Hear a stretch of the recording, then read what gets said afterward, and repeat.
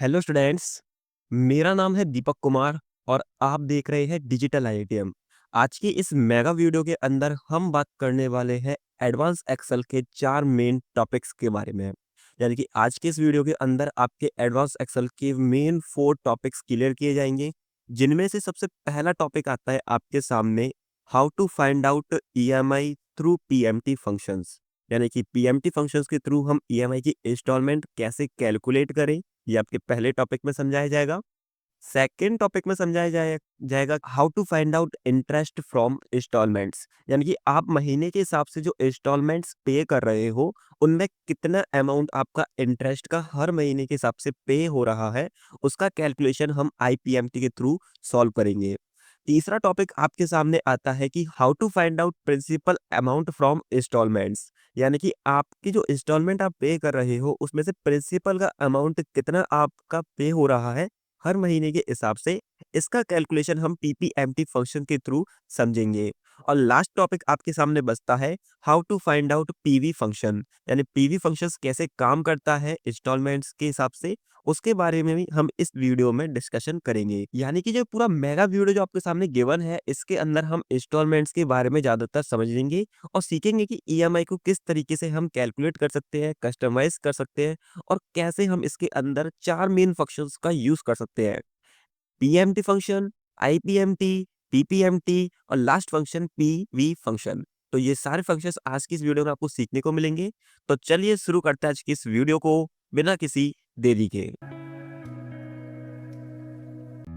तो सबसे पहले हम समझते हैं ईएमआई क्या होता है। तो सबसे पहले हमारे सामने क्वेश्चन आता है, what is EMI in Excel. EMI stand for equated monthly instalment, यानी मंथ के हिसाब से आपको एक इक्वल इंस्टॉलमेंट आपको यानी किस्त आपको पे करनी होती है, उसी को ईएमआई कहा जाता है। It is a financial term used to represent the fixed payment amount made by a borrower to a lender at a specific date each calendar month. EMIs are commonly used to repay loans such as a home loan, car loan, or personal loan. The EMI consists of both principal repayment and interest payment, and it remain constant throughout the loan tenders. यानी कि आपने देखा होगा कई सारे लोग EMI पे अपने गाड़ी या फिर कुछ भी चीज को ईएमआई पे इंस्टॉलमेंट पे खरीद लेते हैं, तो उनको हर महीने महीने उसकी कुछ ना कुछ किस्त निकालनी होती है, जो कि फिक्स्ड अमाउंट के रूप में आपको गिवन रहती है, जो कि बोरोवर यानी जिसने उस चीज को उधार में खरीदा है, वो उस परचेजर को उस किस्त को हर महीने पे करेगा एक स्पेसिफिक डेट के साथ। यानी कि अगर उनकी जो डेट रहेगी, उसी डेट को उनको ईएमआई की इंस्टॉलमेंट पे करनी होगी। अगर मान लेते हैं कि उन्होंने उसको पे नहीं करते हैं, तो उनको पेनल्टी पे करनी होती है साथ में।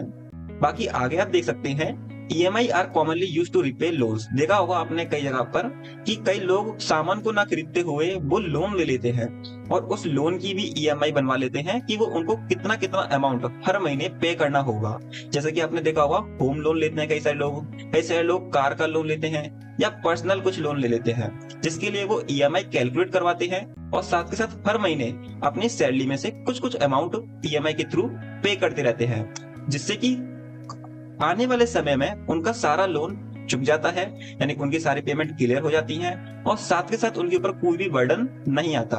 The EMI consist for both principal repayment and interest payment. यानी कि EMI के अंदर आपका प्रिंसिपल यानी कि जो आपने अमाउंट लोन के रूप में लिया है, बल्कि साथ में आपने जो इंटरेस्ट पे करनी है, जो भी इंटरेस्ट उसमें बन रही होगी, वो भी आप उसमें किस्त के थ्रू पे कर रहे होते हैं। तो यहाँ पे लिखा हुआ है लास्ट में, it remain constant throughout the loan tenders. यानी कि जो टेन्योर रहता है आपका लोन का, जो टाइम पीरियड रहता है, उसके अंदर आप अपने लोन को भी चुका देते हैं और अपने इंटरेस्ट को भी चुका देते हैं। तो ये सारी जो इन्फॉर्मेशन हमने अभी पढ़ी, वो EMI से रिलेट करती है। EMI यानी कि आपकी इक्विट मंथली इंस्टॉलमेंट, यानी मंथ के हिसाब से आपको कुछ इक्वल अमाउंट पे करना होगा मंथली वाइज। तो अगला क्वेश्चन हमारे सामने आता है, how to calculate EMI in Excel. Excel के अंदर EMI किस तरीके से कैलकुलेट की जाती है। तो ओवरऑल मैं आपको बताऊं, EMI को कैलकुलेट करने के लिए आपको मेनली 3 फॉर्मूले सीखने होंगे, जिनमें से सबसे पहला फॉर्मूला आपके सामने आता है PMT का, अगला फॉर्मूला आपको सिखाया जाएगा IPMT, और नेक्स्ट वन आपको सिखाया जाएगा PPMT। वन बाय वन करके हम इन सारे फॉर्मूलेस को यूज करेंगे अपनी शीट में और साथ में समझेंगे कि कैसे हम अपने ईएमआई को कैलकुलेट कर सकते हैं। तो सबसे पहले मैं एक शीट ड्रॉ कर लेता हूं जिसमें हमने होम लोन ले रखा है। हमने इसको मर्ज कर लिया है 3 सेल्स को और यहां हमने लिखा होम लोन ईएमआई। ये जो शीट है आपकी वो बुक में आपको 74 नंबर के पेज पे मिल जाएगी, वहां से आप इसको देख सकते हैं, उसकी थ्योरेटिकल नॉलेज आप वहां से ले सकते हैं। मैं आज आपको प्रैक्टिकल के रूप में समझा रहा हूं इस चीज को। साथ में इसमें आपकी अगली इंफॉर्मेशन है मंथ, जो टेन्योर है वो आपको मंथ में गिवन है। उसके बाद आपको गिवन है इंटरेस्ट रेट और देन आपको गिवन है ईएमआई। जो फाइंड करना है आपको वो ईएमआई फाइंड करना है। साथ में हम इनको मर्ज कर लेते हैं और इसको थोड़ा सा हम ड्रैग कर लेते हैं। तो ओवरऑल हमारी शीट बनके कंप्लीट है। इसको हमने कर लिया यहां से बॉर्डर, साथ में हम इसको थोड़ा सा एडजस्ट कर लेते हैं इस तरीके से। इनको कर लेते हैं हम मिडिल सेंटर, थोड़ा सा बोल्ड भी कर लेते हैं और एडिटिंग भी कर लेते हैं थोड़ा बहुत फॉन्ट चेंज करके। ये हमने फॉन्ट चेंज कर लिया, साथ में हम थोड़ा बहुत इसमें कलर भी कर लेते हैं इस तरीके से। तो ओवरऑल हमारे सामने जो हमारी शीट है वो बनकर कंप्लीट है। चलिए सॉल्व करते हैं अपने फॉर्मूले को। तो जैसे कि हमें गिवन है लोन का अमाउंट 4 लाख, बाकी आपको मंथ यानी कि टेन्योर गिवन है यहाँ पर 30 मंथ का आपको टाइम है और उसके बाद आपको जो इंटरेस्ट रेट पे करनी है वो है 9% पर एनम के हिसाब से। बाकी आपको फाइंड आउट करना है ईएमआई को। इसको थोड़ा हाईलाइट कर लेते हैं बॉक्स को। तो जैसा कि आपको यहाँ पे इंफॉर्मेशन गिवन है कि लोन जो आपने लिया है वो 4 लाख रुपए का है। आपको इसको पे करने का जो आपको टाइम दिया गया है या आपने मांगा है वो है 30 महीने। साथ में आपको इंटरेस्ट रेट गिवन है 9%, यानी साल के हिसाब से आपको 9% की ब्याज पे करनी होगी। तो चलिए सॉल्व करते हैं इस शीट को। तो सबसे पहले हमने यहाँ पे फॉर्मूला यूज करना है पीएमटी यानी कि पेमेंट। उसके बाद आपको सेट करना है रेट को। तो जैसा कि आप यहाँ देख सकते हैं रेट हमें ईयर के हिसाब से गिवन है और बल्कि हमें टेन्योर गिवन है मंथ के हिसाब से। तो हमें अपने इंटरेस्ट रेट को मंथ के हिसाब से कन्वर्ट करना होगा। तो जैसे कि पूरा ओवरऑल जो ईयर में आपको 9% पे करना है वो 1 महीने का पे करने के लिए आपको इसमें डिवाइड देना पड़ेगा 12 का। तो यहाँ पे आपको 12 का डिवाइडेशन दे देना है, फिर आपको कॉमा दबाना है। कॉमा दबाने के बाद आपको सिलेक्ट करना है एनपीआर यानी नंबर ऑफ पीरियड। आपको टाइम गिवन है 30 मंथ। देन फिर आपको दोबारा से कॉमा लगाना है और सिलेक्ट करना है आपको लोन अमाउंट। इतना करने के बाद आपको ब्रैकेट को कर देना है क्लोज और देन एंटर। एंटर करते ही जैसे कि आप देख सकते हैं कि हर महीने यहाँ पर आपको जो किस्त पे करनी होगी वो है 14,939.26। ये अमाउंट अगर आप हर महीने पे करते हैं तो 30 महीने के अंदर आपका पूरा लोन विद इंटरेस्ट पे हो जाएगा। तो ओवरऑल आपको यहाँ तक का समझ में आया होगा। अब अगली शीट को आप यहाँ पे समझ सकते हैं। अगली शीट आपको गिवन है यहाँ पे रेट ऑफ इंटरेस्ट के ऊपर। जैसे कि मैं पहले शीट को ड्रॉ कर लेता हूं जल्द से जल्द।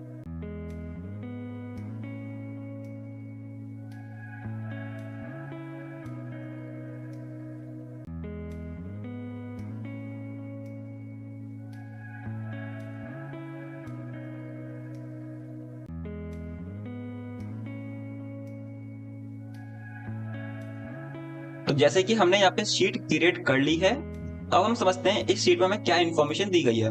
देखिए ईएमआई को कैलकुलेट करते टाइम हमें टेन्योर और इंटरेस्ट रेट को बहुत गौर से और साथ के साथ हमें समझ के चलना होता है कि इनको किस तरीके से हमें यूज करना है। तो जैसे देख सकते हैं आप यहाँ पे कि आपको जो इंटरेस्ट गिवन है वो ईयर के हिसाब से गिवन है और जो मंथ गिवन है वो आपको मंथ के हिसाब से गिवन है। यानी कि जो आपका टाइम पीरियड टेन्योर है वो टेन्योर आपको मंथ के हिसाब से गिवन है। तो ईयर और मंथ में तो भाई बहुत गैप रहता है, तो इनको आपको चेंज करना होगा। अगर आपसे कस्टमर कहता है कि उसे मंथली पेमेंट करना है तो आपको उसकी ईएमआई मंथली के हिसाब से कैलकुलेट करनी होगी। और अगर आपसे कस्टमर कहता है कि मुझे तो ईयरली के हिसाब से पेमेंट करना है, यानी कि वो ईयरली पे अपनी पेमेंट पे करेगा, तो उसको कैसे कैलकुलेट करोगे उसको भी आपको यहाँ पे समझना होगा। अगर मान लेते हैं कि आपको इंटरेस्ट रेट ईयर के हिसाब से गिवन है तो आपको उसको मंथ में कन्वर्ट करने के लिए उसमें 12 का डिवाइड यूज करना होगा।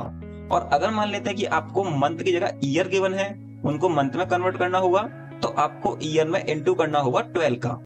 तो जैसे कि अगर मैं इस एग्जांपल को कॉपी कर लेता हूं यहाँ से Ctrl+C और देन इसी को हम यहाँ कर लेते हैं पेस्ट। थोड़ा सा इसको हम फॉर्मेटेड कर लेते हैं कुछ इस तरीके से, थोड़ा सा और ओके। तो जैसे कि हमें जो लोन अमाउंट गिवन है वो हमारा सेम है, हम इसको चेंज नहीं करते, इसको चेंज नहीं करते हैं, बल्कि मंथ की जगह हम यहाँ लिख देते हैं ईयर और ईयर का टाइम देते हैं 5। बाकी हम इसको कर देते हैं डिलीट। अब आप क्वेश्चन को थोड़ा देखिए, यहाँ पे जो लोन गिवन है आपको वो है 4 लाख रुपए, मगर जो सामने वाला व्यक्ति है वो आपसे क्या कह रहा है कि आपको बस 5 साल के यानी 5 किस्त बनानी है उसकी। 5 किस्त कुछ इस तरीके से डिजाइन करनी है आपको जिसमें 9% का जो इंटरेस्ट है वो भी इंक्लूड हो और हर साल वो अपनी 5 किस्त में अपने 4 लाख रुपए पूरी तरीके से पे कर दे। तो चलिए इसमें कैसे यूज कर सकते हैं हम पीएमटी को, उसको समझते हैं। तो equal to PMT bracket on, अब आपको सिलेक्ट करना है इंटरेस्ट रेट को। तो इंटरेस्ट रेट को तो हमें ईयर के हिसाब से यूज करना है और ये है भी ईयर के हिसाब से, तो इसमें हमें 12 का डिवाइड नहीं देना है, आपको कॉमा लगाना है और फिर सिलेक्ट करना है आपको ईयर को। ईयर को हमने सिलेक्ट करा यहाँ पर कुछ इस तरीके से, ईयर भी हमारे लिए ईयर ही है, यानी कि जो टेन्योर है वो ईयर के हिसाब से गिवन है, तो इसको भी हमें कोई चेंज नहीं करना। कॉमा लगाना है आपको और फिर सिलेक्ट करना है आपको लोन का अमाउंट, ब्रैकेट आपको कर देना है क्लोज और देन एंटर। तो ये जो अमाउंट आपके सामने गिवन आई है वो अमाउंट आपको सालाना पे करनी है, यानी 1,02,000 रुपए आपको हर साल पे करने होंगे, तब जाके आपके 5 साल के अंदर पूरे 4 लाख रुपए विद इंटरेस्ट पे हो पाएंगे। मगर इसी क्वेश्चन को अगर हम समझें मंथ के हिसाब से, तो आपको अपने इंटरेस्ट रेट को 12 के हिसाब से बांटना होगा कि हर महीने की कितनी इंटरेस्ट वो पे करेगा। तो इंटरेस्ट तो ईयर के हिसाब से गिवन है, तो उसको हमें 12 से डिवाइड करना होगा। तो चलिए इसी क्वेश्चन को थोड़ा सा हम मंथ के हिसाब से समझते हैं। जैसे Ctrl+Z दबाया हमने यहाँ पे और इसको कर दिया डिलीट। तो यहाँ पे हमने लगाया equal to PMT bracket on. Bracket on करने के बाद हमने इंटरेस्ट को सिलेक्ट करा, ये इंटरेस्ट हमें ईयर के हिसाब से गिवन है, बट अब हमारा कस्टमर कह रहा है कि मुझे तो मंथ के हिसाब से पे करना है, वो भी 5 साल के अंदर हमें पे करना है। तो किस तरीके से वो 5 साल के अंदर अपने हर महीने कुछ ईएमआई पे करके अपने 4 लाख रुपए चुका सके।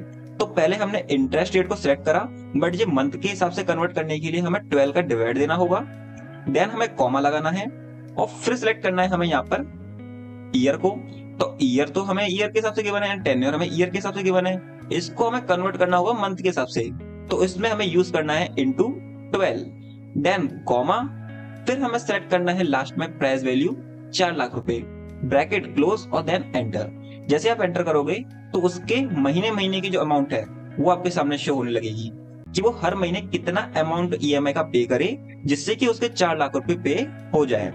तो अगर आपको सामने कोई कंडीशन कुछ इस तरीके से भी आ जाए कि आपको ईयर की जगह आपको गिवन है मंथ, और मंथ गिवन है आपको सिर्फ यहाँ पे दे देते हैं हम मंथ 50 ज्यादा हो जाएंगे, हम इसको कर देते हैं 30 तो थे ही पहले, तो 25 कर देते हैं। 25 मंथ के अंदर उस व्यक्ति को अपनी ईएमआई पे करनी है। तो यहाँ पे आपको जो टेन्योर है वो तो मंथ में प्योर गिवन है कि आपको प्योर यहाँ पे मंथ दे रखे हैं 25, बट इंटरेस्ट रेट आपको कैसे दे रखे हैं यहाँ पर ईयर के हिसाब से, तो यहाँ पर आपको 12 का डिवाइड करना होगा पीएमटी में। आई होप आपको यहाँ तक का समझ में आया होगा। चलिए बात करते हैं इसके अगले टॉपिक की। तो अगला टॉपिक हमें यहाँ पे गिवन है नेक्स्ट ईएमआई का। पहले मैं इसको कॉपी कर लेता हूँ Ctrl+C और देन हमने अब कर दिया इसको Ctrl+V।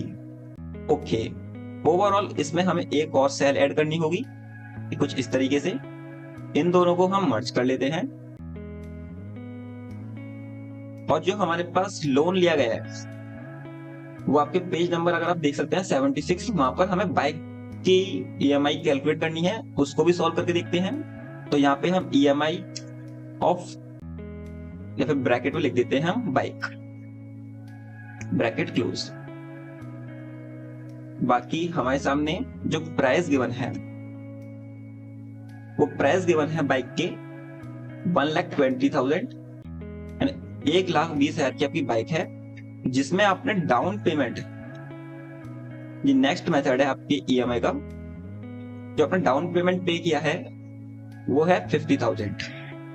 बाकी आपको जो टाइम गिवन है, टेन्योर गिवन है, वो ईयर के हिसाब से गिवन है, इसमें 3 ईयर, बाकी इंटरेस्ट रेट आपको गिवन है 12%। तो यहाँ तक का हमारा कंप्लीट हुआ। चलिए इसको भी कैलकुलेट करते हैं, किस तरीके से हम इसको सॉल्व कर सकते हैं। तो फॉर्मूला आपका वही यूज होगा, इक्वल टू पीएमटी वाला, बट कंडीशन ये है कि अब आपको जो ईएमआई कैलकुलेट करनी है वो इन दोनों अमाउंट के डिफरेंस में करनी है। यानी 1,20,000 की आपकी बाइक थी, जिसमें से आपने 50,000 रुपए पेमेंट कर दिया है, तो बचा अमाउंट यानी आपके 70,000 यानी 70,000, उस पे आपको ईएमआई कैलकुलेट करनी है। तो किस तरीके से आप इसको सॉल्व कर सकते हैं, equal to PMT bracket on, select करना है इंटरेस्ट रेट। तो पहली बात आपसे कस्टमर ने कहा है कि ईएमआई आपको मंथ के हिसाब से बनानी है, तो इंटरेस्ट रेट तो हमें ईयर के हिसाब से गिवन है, डिवाइड बाय 12, कॉमा, अब हमें सिलेक्ट करना है अपना टेन्योर जो कि 3 ईयर है। इसको मंथ में कन्वर्ट करने के लिए आपको इनटू करना होगा 12 का, बाकी कॉमा लगाया आपने। अब आपको सिलेक्ट करना है यहाँ पर price, then minus down payment, bracket close और देन एंटर।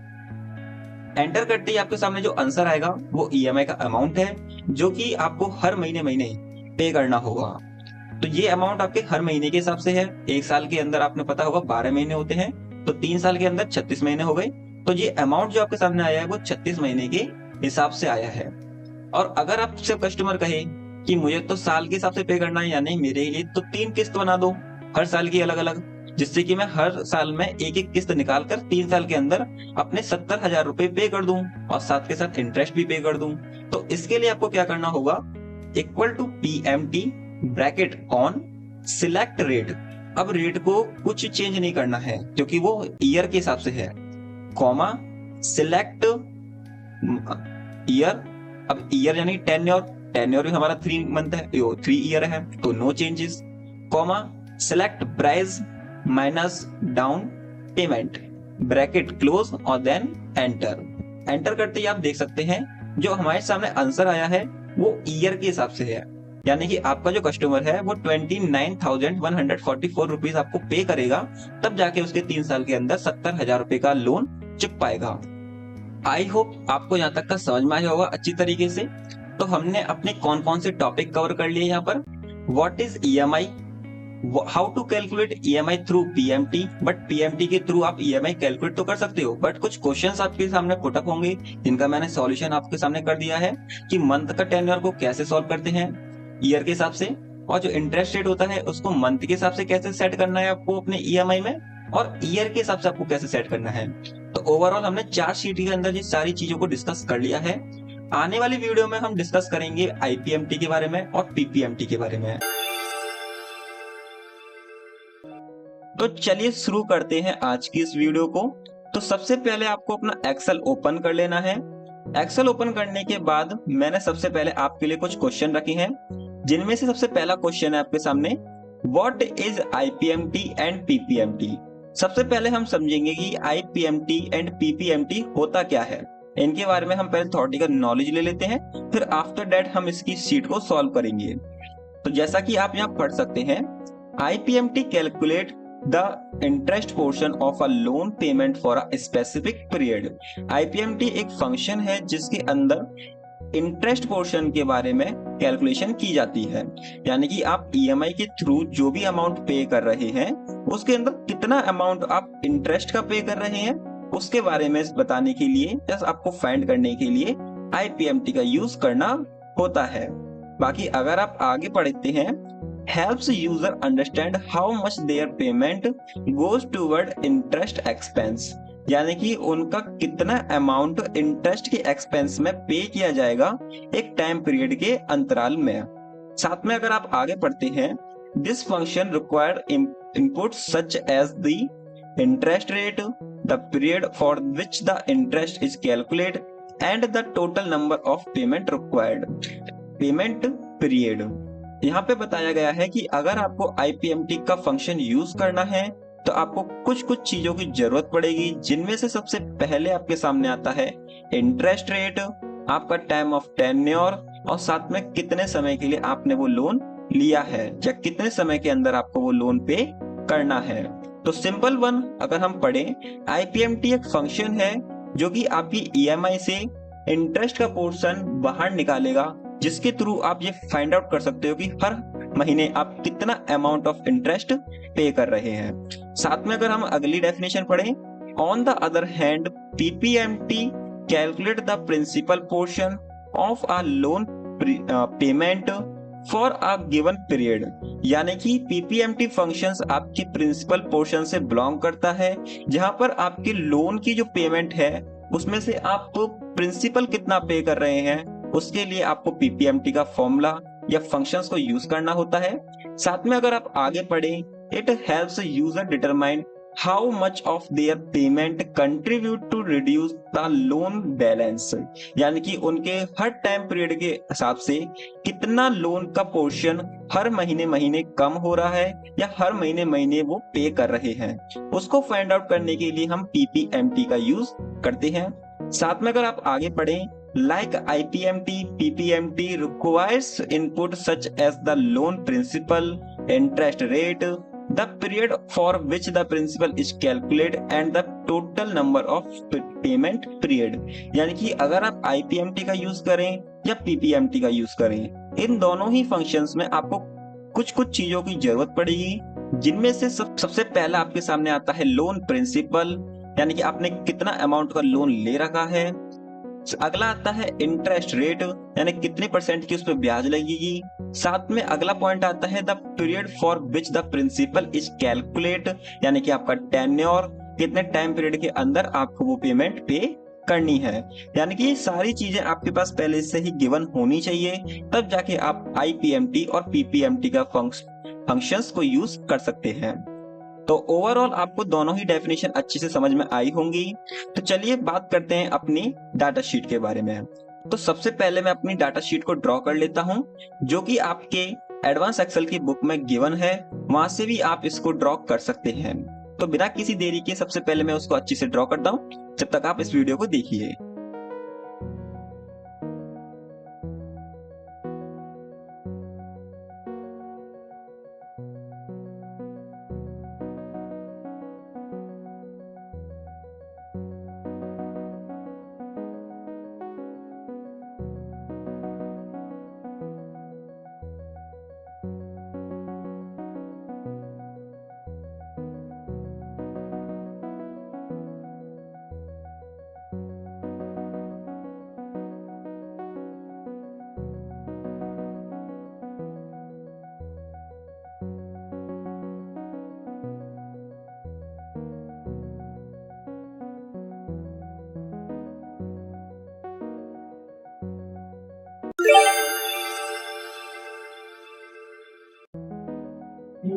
तो ओवरऑल मैंने पूरी शीट को ड्रॉ कर लिया है। तो जैसे कि आप यहाँ देख सकते हैं कि हमने जो पीएमटी निकाला था, यानी कि अपना ईएमआई, जो मैं ईएमआई पे करना है हर साल के हिसाब से, वो निकल कर आया है 29,144.43, यानी इतना अमाउंट आपको हर साल पे करना है। तो हमें ये फाइंड आउट करना है कि अगर मैं पहले साल ये अमाउंट पे करने जाऊं तो उनके पास कितना पैसा इंटरेस्ट के रूप में जाएगा और कितना पैसा प्रिंसिपल के रूप में जाएगा। चलिए दोनों को अलग अलग सेपरेट करते हैं, जिसके लिए हमें आईपीएमटी का फॉर्मूला यूज करना पड़ेगा और देन पीपीएमटी का फॉर्मूला यूज करना पड़ेगा। तो पहले आपको आईपीएमटी का फॉर्मूला लगाना है, equal to IPMT bracket on करते ही आपसे पूछा जाएगा सिंटैक्स के रूप में रेट यानी कि हमें जो रेट गिवन है वो है 12%। 12% का जो रेट है हम उसे डिवाइड कर देंगे 12 से, नहीं, आपको रेट गिवन है 12, देन कॉमा लगाना है। उसके बाद आपको सिलेक्ट करना है ईयर को, यानी फर्स्ट ईयर, यानी पहली साल को पेमेंट देंगे तो उसमें कितना इंटरेस्ट इंक्लूड है, then comma select total year, comma select price minus down payment, bracket close और एंटर। जैसा कि आप देख सकते हो हमारे सामने जो आंसर आया है वो आया है 8,400, यानी कि आपके 29,000 के अंदर 8,400 का अमाउंट आईपीएमटी की तरह इंक्लूड है। चलिए सेकंड नंबर जो हमारा मंथ ईयर है उसको फाइंड आउट कर लेते हैं जल्द से जल्द।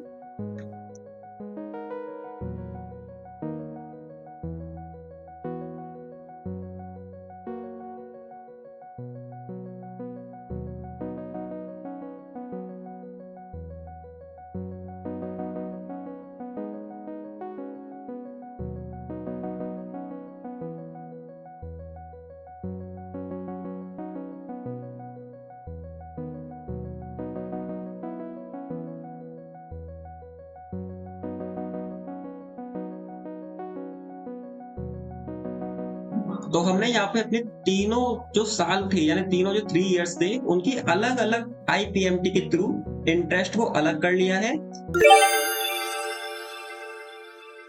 चलिए फाइंड करते हैं कि जो हमारा प्रिंसिपल है वो कितना इंक्लूड है फर्स्ट ईयर में, सेकेंड ईयर में एंड थर्ड ईयर में। तो पहले पीपीएमटी का फॉर्मूला लगाते हैं, equal to PPMT bracket on, select करना है हमें सेम रेट को, कॉमा सेम ईयर को, comma same year time period को, comma price minus down payment, bracket close और देन एंटर। तो जैसा कि आप देख सकते हैं कि हमारे सामने जो आंसर आया है वो है 20,744। सेम ऐसे ही जो बच्चे कुछ ईयर्स हैं उनको भी आप फाइंड आउट कर लो।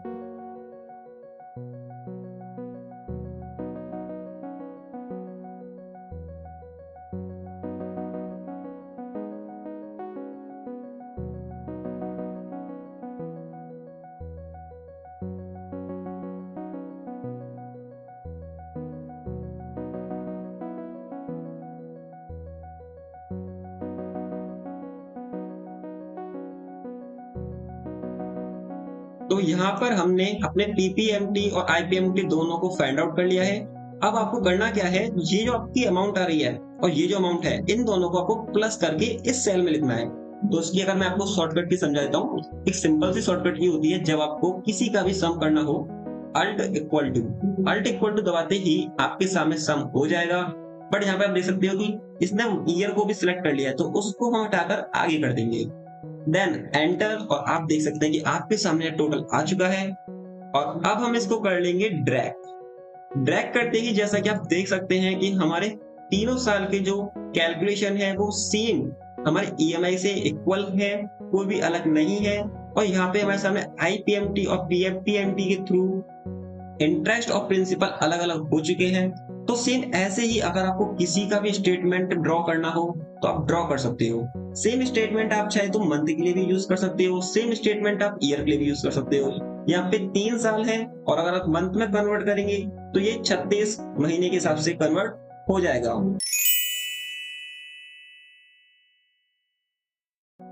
तो जैसे कि आप देख सकते हैं हमारे सामने एक्सेल ओपन हो चुका है। हमें यहाँ पे सबसे पहले अपनी जो डाटा शीट है उसको ड्रॉ करना है। तो फर्स्ट ऑफ ऑल जल्द से जल्द हम पहले अपनी डाटा शीट को ड्रॉ कर लेते हैं, फिर बात करते हैं उसके फंक्शन के बारे में।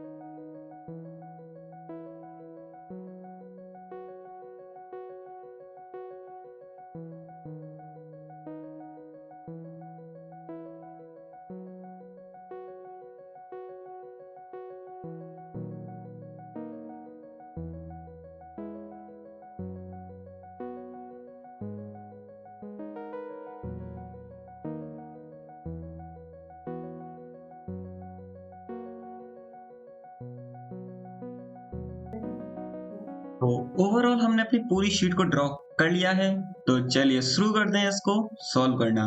तो जैसा कि आपके सामने 3 क्वेश्चंस मैंने ड्रॉ किए हैं जिनको आपको भी सॉल्व करना है और मुझे भी सॉल्व करना है।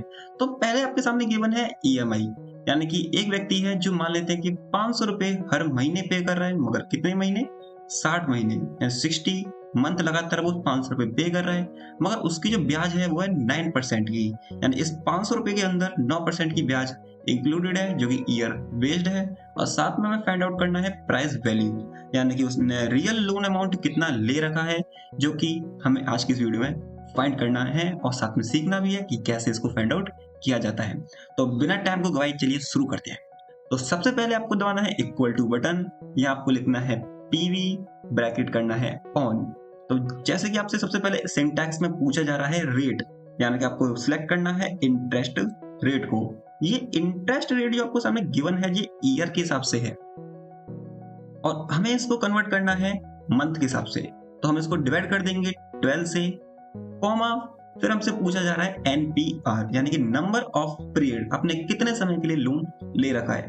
तो हमने लोन ले रखा है 60 मंथ के लिए, कॉमा, अब आपसे पूछा जा रहा है पीएमटी, यानी कि आपके सामने प्राइस वैल्यू कितनी है जो आप हर महीने पे कर रहे हैं, तो वो है 500। जैसे हम ब्रैकेट को यहाँ पर क्लोज करते हैं और एंटर बटन प्रेस करते हैं, तो हमारे सामने जो अमाउंट आया है वो हमारी एक्चुअल वैल्यू है जिसका आपने लोन ले रखा है। मान लेते हैं जिस व्यक्ति ने जो लोन लिया है वो लोन की अमाउंट है 24,086 रुपीज, यानी उसने सिर्फ 24,000 रुपए का लोन लिया था, जिसपे उसे 500 रुपए की हर महीने ईएमआई पे करनी पड़ रही है, जो कि 9% की ब्याज के साथ वो पे कर रहा है।